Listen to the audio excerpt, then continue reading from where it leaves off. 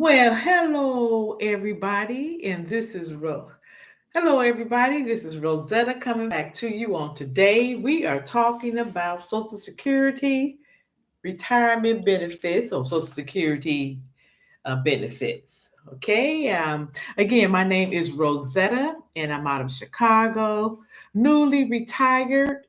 Just retired a month or so ago this year in 2025. I retired at the age of 62. And so I have this little hand booklet here that I want to go through with you guys. What you need to know when you get retirement or survival benefits from Social Security. I know it's been a lot in social media, a lot on the news about Social Security with the new administration, some things that they're looking to do. So we are continuing on. So this is the second video. Today we want to talk about paying taxes on your benefits. Okay. And it reads as follows. It says about 40% of all people who receive Social Security benefits have to pay taxes on their benefits. You have to pay taxes on your benefits if you file a federal tax return. This is federal now.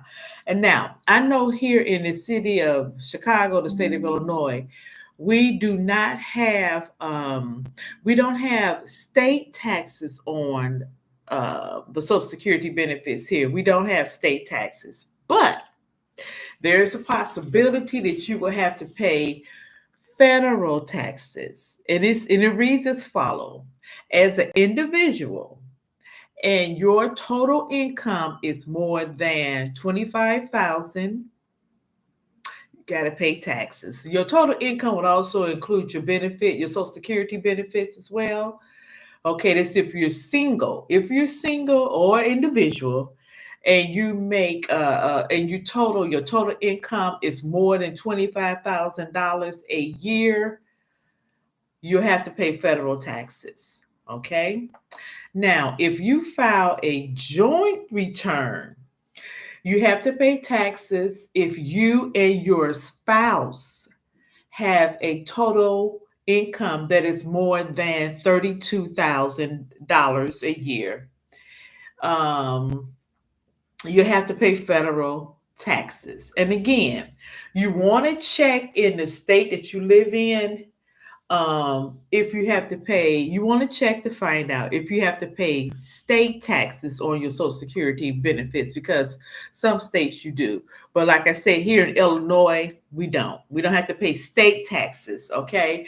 And so now, if you are married and you file separate returns, you probably will have to pay federal taxes on your benefits. And so all this good information is here in this little hand booklet. What you need to know when you get retirement or survival benefits. And again, I'm newly retired. I just retired last year at the age, last month, excuse me, 2025, February. In 2025 at the age of 62. I didn't wait for the 65 to 67 to 70. I was like, no, that's all right. We're going to knock this out now. And so I just newly retired. And so I wanted to the time to find out as much information by going through this hand booklet. This is what I'm doing, and spread some of this information as far as what Social Security entails. Basically, that's what I'm doing at this time. And so, so we went over paying taxes on your benefits. Okay, and so now, to have now. I want to let me kind of deviate for just a hot second. When I applied for my benefits, my Social Security benefits, I was asked. The lady did ask me, "Do you work? Are you currently working? And and also, are you self-employed?" I think that's what she said. Yes, self-employed. And then after I, answer those questions for her, then she gave me an amount that I can make on a monthly basis. And with this amount made on stay, if I stay within this amount made on a monthly basis, then I don't have to worry about doing the extra taxes or things like that. Okay. But see, it's a little bit kind of confusing too, to a certain extent to me. Now, if you guys out there know better, no more than me, please feel free to comment. Yeah, comment. Now, the way she explained it to me was that you can make up so much money per month and it does not affect your benefits. But I see here where it says in the booklet, in the little hand booklet. Now this hand booklet is probably gonna change because I know they're doing a lot of changes with Social Security and all that good stuff. But this hand booklet was created in January of 2025. Okay.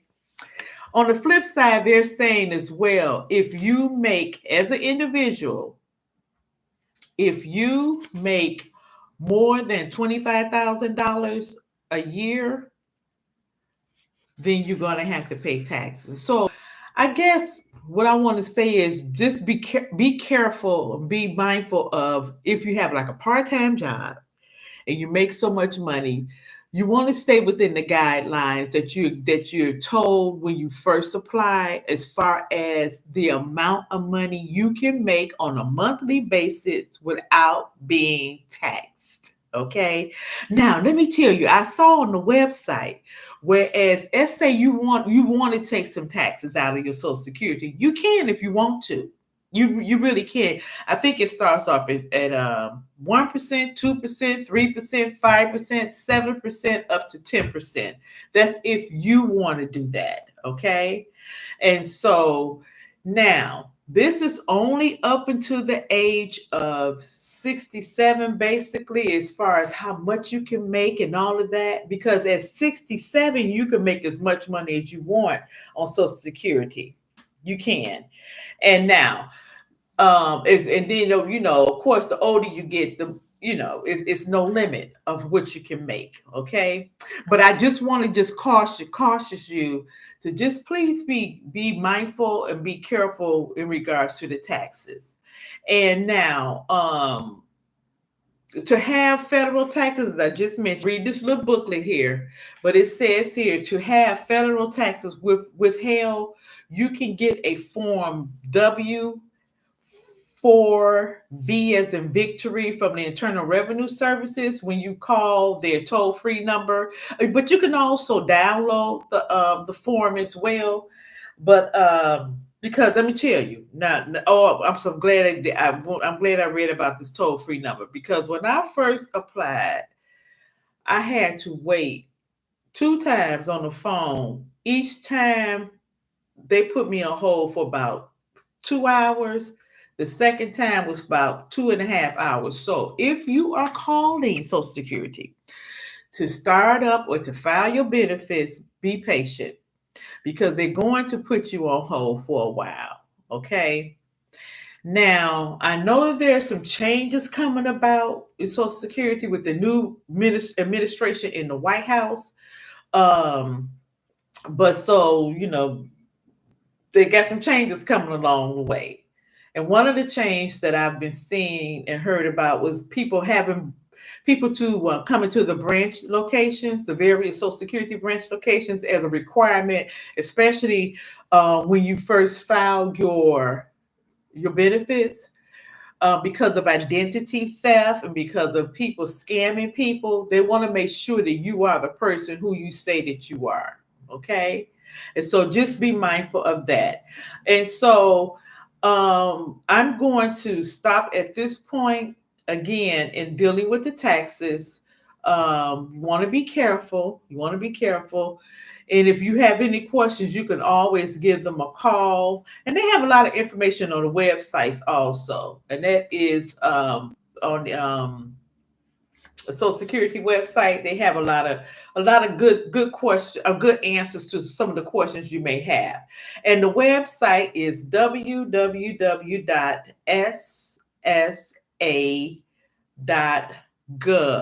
Okay. And so you want to go on the website and read as much information as you can before you apply. And if you don't feel comfortable applying online, you can do it over the phone. For right now, that's how you can do it. That might be changing soon. So, we'll see. We'll see. And so again, this has been Rosetta, and I'm coming out of Chicago. And I want to say thank you for watching this video. We'll be coming back on with more information as we read through this pamphlet here, our Social Security benefit pamphlet. Don't forget to like, to comment, and to subscribe to this channel. And so, yes, the more information I have and receive, the more information I will give to you in dealing with Social Security retirement as a new retiree. I'm seeking out as much information as I can, and I'm willing to and ready to pass it on to you. Again, thank you so much for watching this video. You take care of yourselves. Don't forget to subscribe to this channel. And thank you. Have a good one. Bye-bye.